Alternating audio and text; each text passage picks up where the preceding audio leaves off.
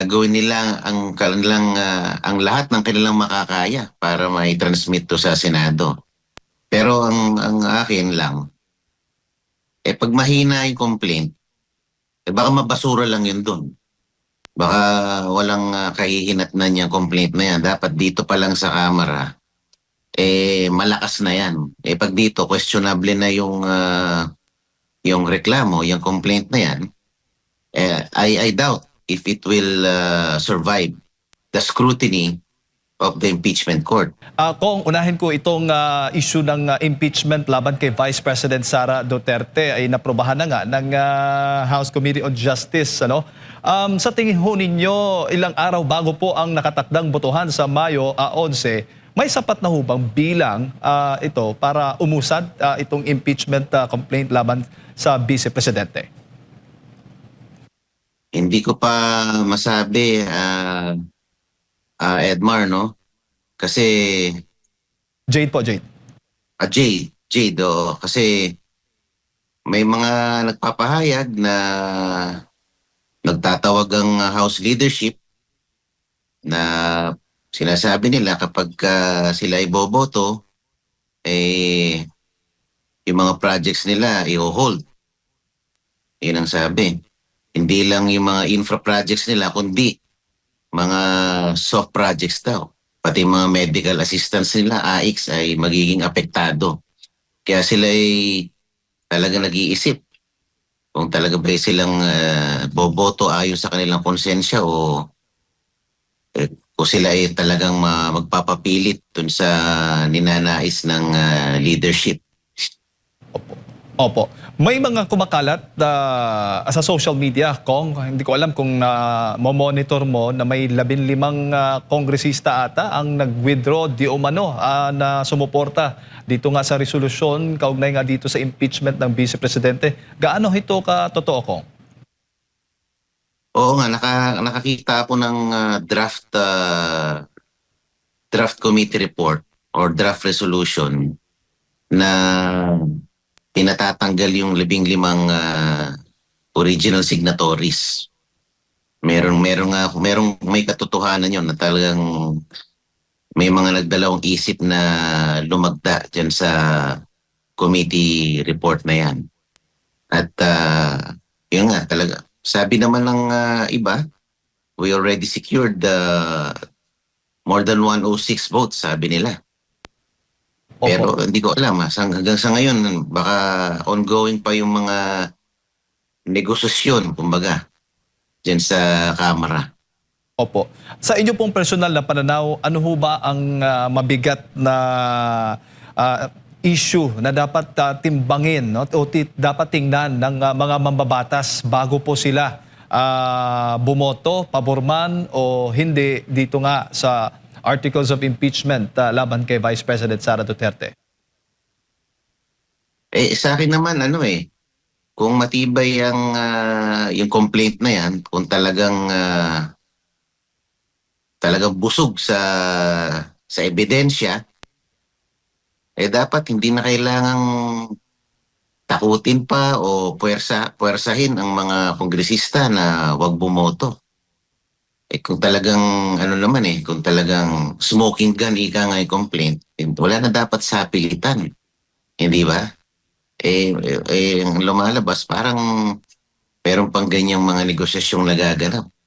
Kung overwhelming naman ang ebidensya, bakit kailangan pang may ganun? Meron pang mga pakiusapan na nangyayari. Hindi ba? Opo. Pero ngayon ba, Kong, dyan sa Kamara, marami na bang naglilipatan at ano naman ang palagay mo doon sa itong naging pahayag po ng NUP kamakailan na hindi sila susuporta kapag walang sapat na ebidensya dito nga sa impeachment laban kay Vice President Sara Duterte. May mga issue din na o may mga balita na nagsisimula ng nagsilipatan yung mga mula sa ibang partido tulad na lamang itong Lakas, CMD, papunta sa NUP. Ano po yung nagiging sitwasyon dyan sa loob ng Kamara, Kong? Ako nga, Jade, ako'y hindi halos lumiban sa mga impeachment proceedings at hearings.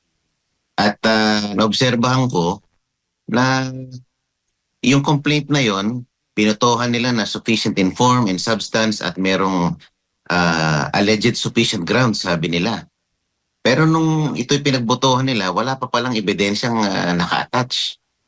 Doon pa lang sa hearing, doon pa lang nila hiningi yung mga ebidensya.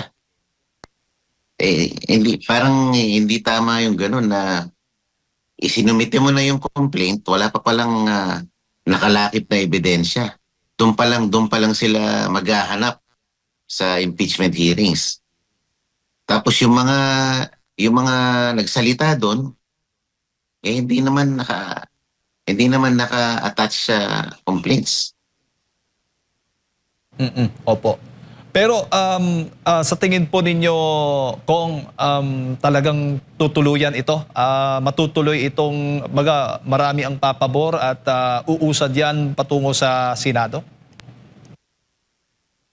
Sa tingin ko, gagawin nila ang lahat ng kanilang makakaya para mai-transmit to sa Senado.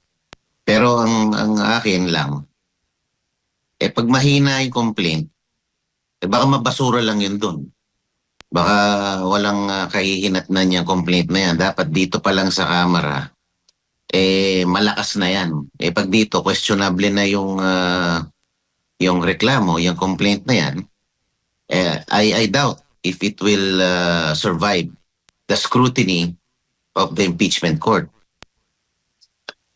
Opo, opo. Bago ko ipasa kay partner Admar, kung ang kabilang kampo ay, alam mo na, nakikipag-usap doon sa iba pang mga kongresista na sumuporta, pabor sa impeachment, sa grupo naman po ninyo, meron din ho ba kayong mga kinakausap at kinukumbinsi, hinihikayat na dapat wag nang ituloy, wag nang pagbotohan, dapat manindigan sa prinsipyo at para sa bayan? Parang ganun po, Kong?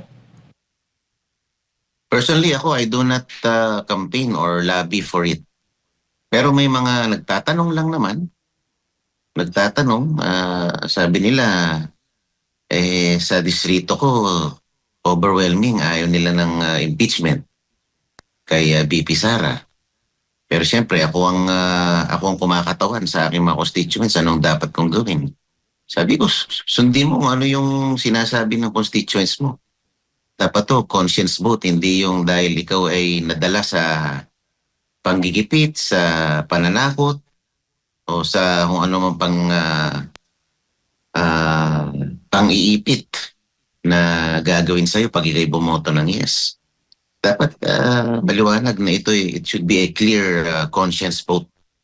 Hindi dahil sa meron lang nanakot sa'yo or nanggipit na i-hold ang iyong mga proyekto.